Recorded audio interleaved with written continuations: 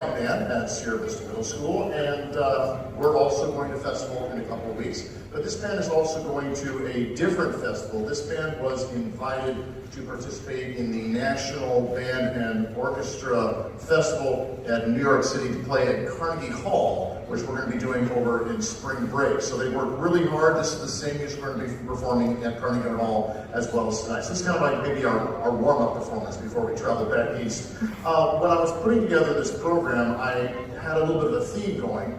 And the idea was to get a little bit of a perspective of band music then and now and where it's going.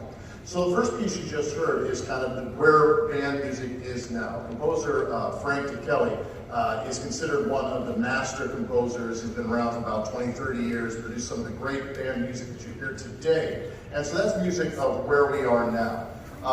Years ago, when his first child was born, he wrote a piece of music entitled Joy.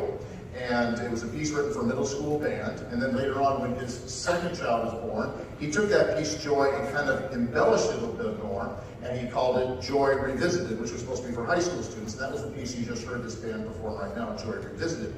Coming up next, we're going to kind of go back in time a little bit and give an idea of where bands were. And way back in the day, bands were generally in the military. For military bands, they would perform in parades, they would perform outdoors. Imagine John Philip Sousa, that type of thing.